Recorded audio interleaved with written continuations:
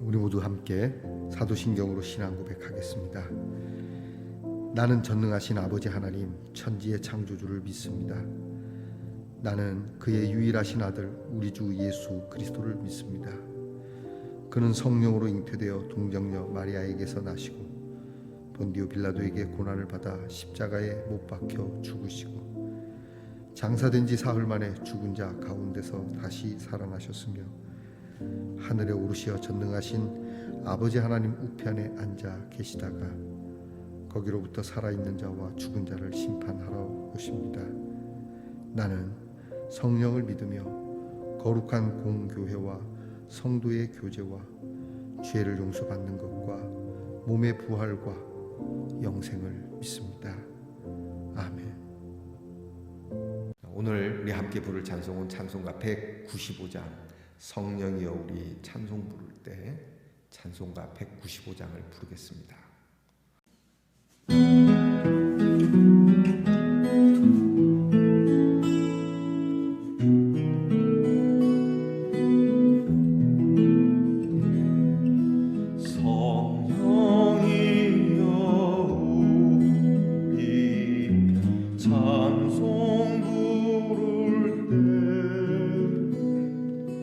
진심으로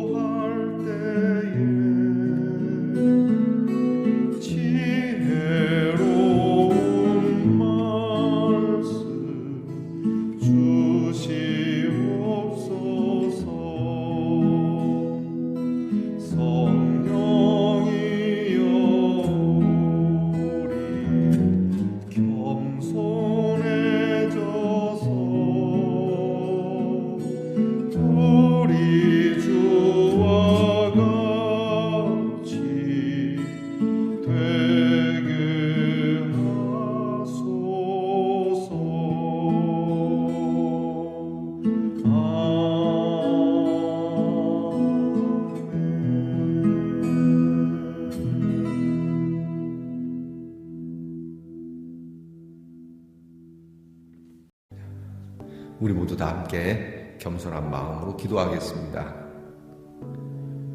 지난 밤을 은혜 가운데 지켜주신 하나님 감사합니다.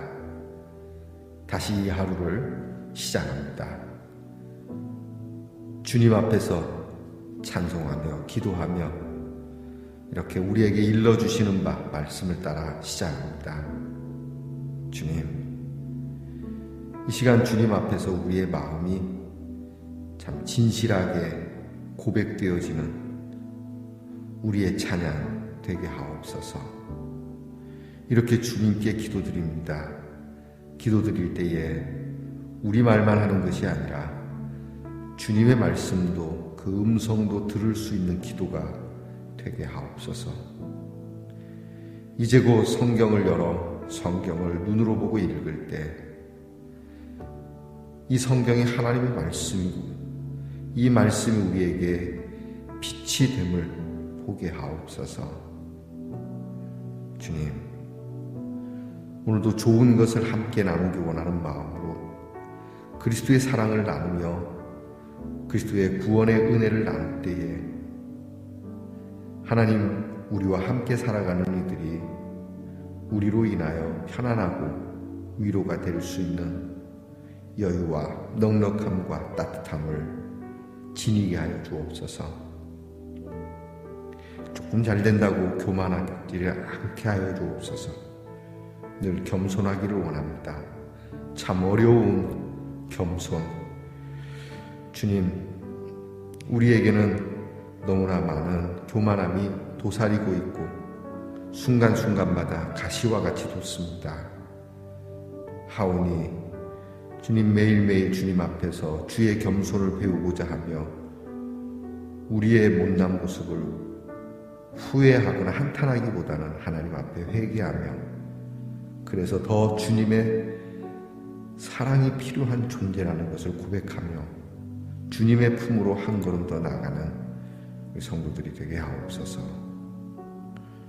주의 십자가를 기억하는 주님의 고난, 나 같은 사람 위하여 왜 십자가를 지셔야 했는지, 이 고난의 계절을 저희가 보다 의미 있고 또 보다 거룩하고 경건하게 지킬 수 있는 우리 성도들이 되게 하옵소서. 무엇이든 먹고 마시는 그것이 낙인 세상에서 먹지 않아도 마시지 않아도 시원하고 배부른 이 놀라운 것이 있다라고 하는 이 귀한 진리 안에서 오늘도 승리하는 우리 귀한 성도 되게 하옵소서. 주님께 기도하옵기는 육신의 연약함 때문에 간절히 기도의 부탁을 하며 낫기를 간구하는 우리의 지체들이 있습니다. 하나님, 불치의 병으로 정말 낫기가 하늘의 별 따기와 같이 어려운 일에 주님의 이름을 불러봅니다. 하나님, 도와주시옵소서. 주님께서 아픈 자들을 고치신 그 사건이 오늘 이 자리에도 일어나게 하옵소서. 아버지 하나님, 우리 사랑하는 자녀들 중에 하나님 역시 몹시 불편하여 수술을 기다리고 있는 우리의 귀한 자녀가 있습니다. 하나님, 그 아픈 곳을 주님께서 친히 어루만져 주시는, 그래서 그 아픈 부위가 녹아내리는 것과 같은 주님, 사람들이 말하는 그 기적의 일들을 이 자녀도 고백할 수 있는 기회를 허락해 주시기를 원합니다. 깨끗하게, 온전하게, 의사가 깜짝 놀랄 만큼.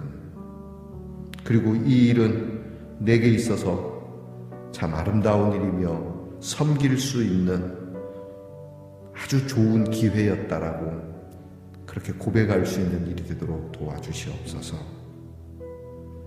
아버지 하나님, 오늘도 우리 귀한 말씀의 동산의 성도들의 가정에 궁핍하지 아니하도록 은혜를 내려주시고 서로가 서로를 도울 수 있는 그러한 마음도 그리고 나눔도 주시고, 우리의 자녀들에게 복을 주사 공부하는 자녀들에게는 지혜와 총명을 주시고,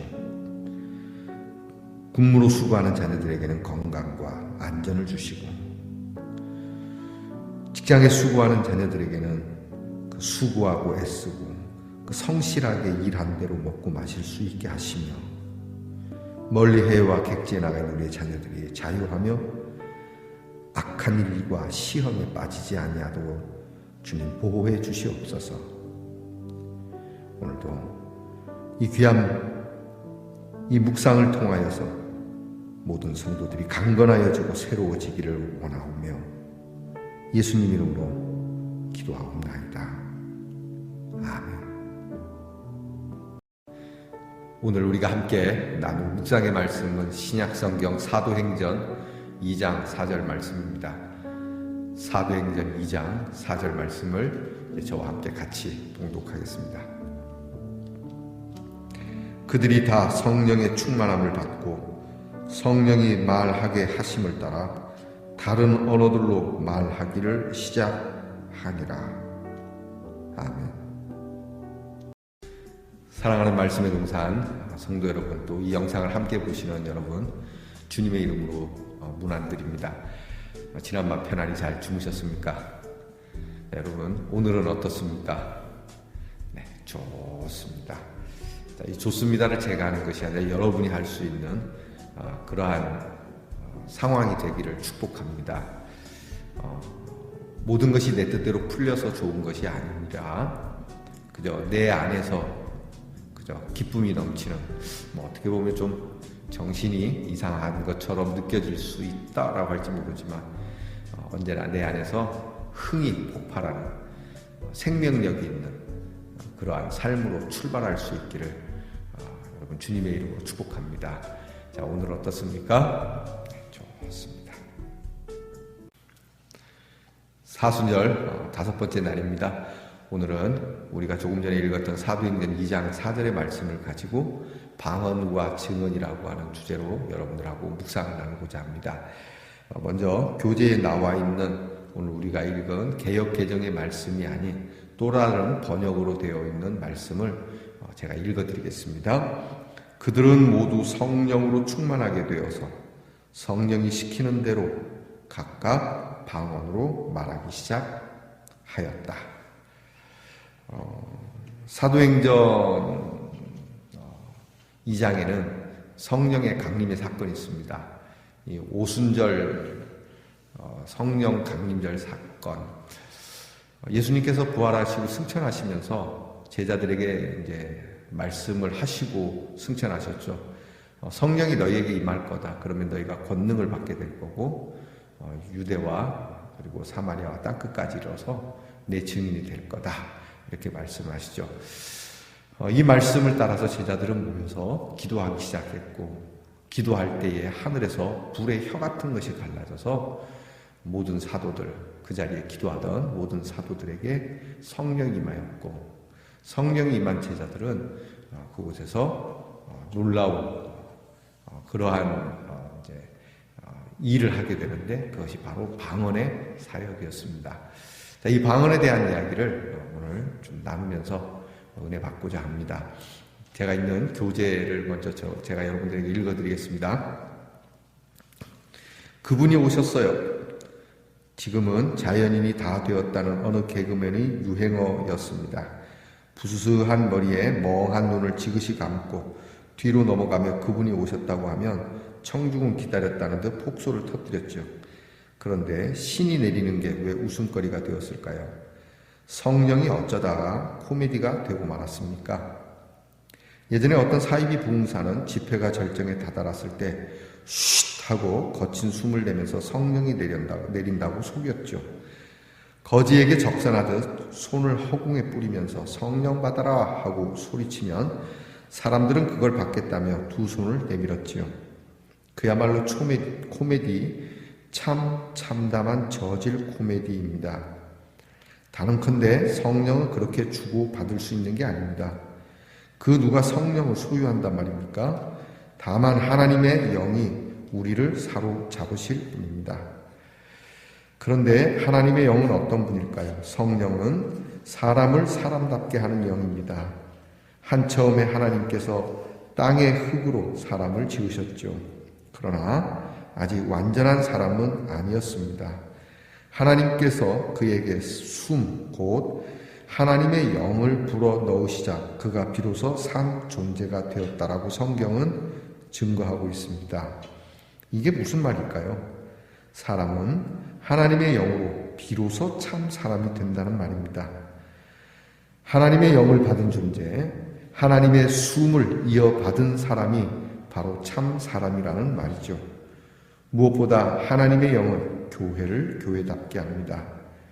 예수님이 승천하신 후에 제자들은 마띠아를 뽑아 12를 채운 뒤 한데 모여 있었습니다. 예수님 없이 남아있는 제자들은 어땠을까요? 그들은 참으로 미약하고 두려움에 쌓여 있었습니다. 이 작고 연약한 사람들이 어떻게 예수의 증인이 될 수 있을까요? 더구나 그들은 갈릴리 사람인데 세계의 여러 나라에서 온 각기 다른 언어를 쓰는 사람들에게 무슨 수로 복음을 전할 수 있겠습니까? 그들이 한 곳에 모여 있을 때 성령이 내렸습니다.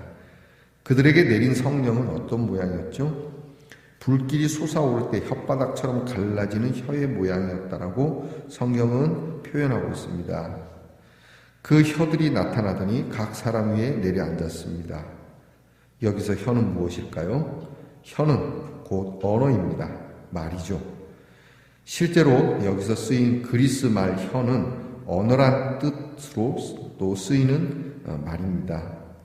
성령은 그들에게 언어로 내렸습니다. 그때에 그들에게 필요한 것이 바로 언어였기 때문입니다. 그래서 그들은 각기 다른 말을 하는 사람들에게 복음을 그들의 혀, 그들의 언어로 전하게 되죠. 성령의 첫 은사인 방언은 알 수 없는 소음이 아니었습니다. 황홀경에 빠져서 내는 신음도 아니고요. 그것은 언어였습니다.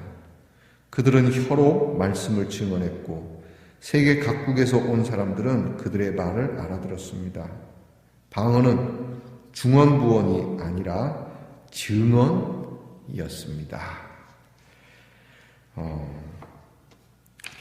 사도행전에 나타난 이 방언 사건, 성령 강림과 더불어 방언의 역사가 일어난 사건, 이 사건에 대해서 우리가 좀 더 성경이 우리에게 무엇을 말씀하시고자 하는 것에 대해서 생각해 보아야 합니다. 저도 중학교 2학년 때 방언을 받은 경험이 있습니다. 이 방언의 신비는 우리가 어떻게 다 이야기할 수는 없죠. 그런데 분명한 건 이것이 무당들이 신접하듯 그렇게 읊조리거나 그렇게 하는 건 아니라고 하는 겁니다. 요즘도 보면 방언을 이상한 말로 이렇게 물으면 본인도 알 수 없는 말로 막 그렇게 이야기하기도 하고요. 근데 이 방언에 대한 논란은 참 많이 있습니다. 그리고 처음 접하시는 분들은 이 방언을 하는 사람을 보면 교회 가기가 무섭거나 두렵거나 싫어진다라고 말도 하지요. 자, 여러분, 오늘 성경에 나타난 최초의 방언 사건은 그 결과가 이렇습니다. 성령이 내리고 그들이 성령을 받아서 방언을 할 때에 그곳에 주변에 있던 사람들이 이 성령 받은 사람들이 막 방언하는 것을 들을 때 깜짝 놀랍니다. 미친 듯 그 사람들이 발작을 하는 증세 때문에 깜짝 놀란 것이 아니라 이렇게 무언가를 막 미친 듯 이야기하는데 자기들이 다 알아들을 수 있다는 거죠. 그리고 그것은 바로 뭐냐면 예수 그리스도께서 이 땅에 오신 것과 고난을 받으신 것과 그리고 십자가에 죽으셨다가 3일 만에 다시 살아나셨다라고 하는 이것을 증거하는 말이었습니다. 그때가 이스라엘의 민족 절기였고 그래서 해외에 있던 이스라엘 민족과 또 유대교를 믿는 다른 민족들이 예루살렘을 찾았을 때입니다. 여러 언어가 있었고 그 당시에 국제적인 통용어는 로마어가 되었겠죠. 그리스어라고도 하죠.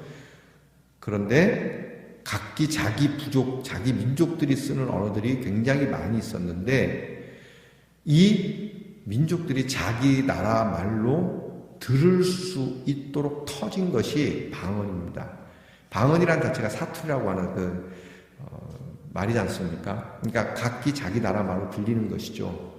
그리고 그 내용은 예수에 관한 내용이었다. 곧 진실에 관한 내용, 진리에 관한 내용이었다라고 하는 겁니다. 그렇다고 본다면 오늘 교회가 교인들에게 말하는 방언, 과연 그 결과는 무엇입니까? 무엇을 말씀하고자 하는 겁니까? 물론 방언이라고 하는 성령의 역사가 방언 하나로 국한되지는 않습니다. 성령의 역사는 정말 무궁무진합니다. 오늘 성경에서는 혀를 통하여, 언어를 통하여 역사하신 것이죠. 그러면 여러 가지 방법을 통해서 성령이 역사하지만 결과는 하나라고 하는 겁니다. 무엇입니까? 네, 하나님의 뜻을 전하는 것이죠. 곧 예수 그리스도의 복음, 그리고 사람이 사람답게 되어지는 성령은 하나님의 영이라고 말합니다. 하나님의 숨결이라고 이야기하죠. 조금 전에 우리가 묵상을 보았듯이 하나님께서 사람을 흙으로 만드시고 그 코에 생기를 불어넣으시니 비로소 생명이 된지라. 성경 그렇게 말씀합니다. 흙으로 만들어 놓은 것만으로는 사람이 사람이라고 할 수 없다는 거죠. 거기에 하나님의 생기가 들어가니 살아있는 영, 생명이 됐다. 여러분, 이게 인간의 모습입니다. 이 생기를 잃어버린 사람이 많습니다. 살면서 많은 아픔과 고통과 시달림과 정말 이길 수 없는 스트레스 때문에 눈은 퀭해지고 몸도 마음도 황폐해져서 생기를 잃어버린, 얼굴에 빛을 잃어버린, 우리가 그런 걸 보면 너 어쩌다 사람 꼴이 이렇게 됐냐라고 이야기하지 않습니까? 여러분, 오늘 우리에게 필요한 건 생기입니다. 이 생기는 돈으로도 얻을 수 있고 운동으로도 얻을 수 있고 여러 소원을 이룸으로도 얻을 수 있지만 말입니다. 그러한 생기보다, 잠시 있다가 사라지는 생기보다 참으로 죽음 앞에서조차도 죽음을 넘어서서 영원으로 이어지는 생기를 우리는 받아야 합니다. 그것이 있다라고 하는 것이, 그게 바로 성령이라고 하는 겁니다. 그리고 이 성령은 우리 마음대로 주거니 받거니 할 수 있는 게 아닙니다. 성령은 하늘의 은사라고도 이야기합니다. 곧 하나님이 역사하시는 겁니다. 우리는 성령을 내게 부어주시기를 간구할 수 있는 것밖에는 없습니다. 하나님, 내게 성령을 주시고 내게 주신 성령을 거두지 말아주세요. 이 생기를 거두지 말아주세요 라고 우리는 기도할 수밖에 없습니다. 그러면 하나님께서는 우리가 이렇게 간절하게 된 하나님의 영을 받고자 하는 우리의 기도를 외면하시는 분은 아니라고 하는 겁니다. 오히려 우리에게 이런 하나님의 생기를 부어주시려고 오늘도 저와 여러분을 하나님 말씀 앞으로 이끄신 겁니다. 여러분, 오늘 우리는 하나님이 우리에게 주시는 성령의 은사, 방언, 이런 것이 어떤 엑소시스타, 무당적이고 사람을 기겁하게 만들고 자아도취에 빠지게 하는 그러한 일이 아니라 사람이 사람답게 진실을 말하고 하늘의 뜻을 정하며 함께 생기 있게 살아가도록 힘을 주는, 죽음을 넘어서는 정말 살아있는, 우리가 영생이라고 하지 않습니까? 이 능력 안에 인도하시는 하나님의 영이라고 하는 거 잊지 마시기 바랍니다. 알아들을 수 없는 10마디 말보다 알아들을 수 있는 한마디 말이 더 아름다운 겁니다. 그것이 하나님의 뜻입니다. 기도하겠습니다. 주님, 우리에게 하나님의 숨, 곧 하나님의 생기를 주시니 감사 그리고 찬미를 드립니다.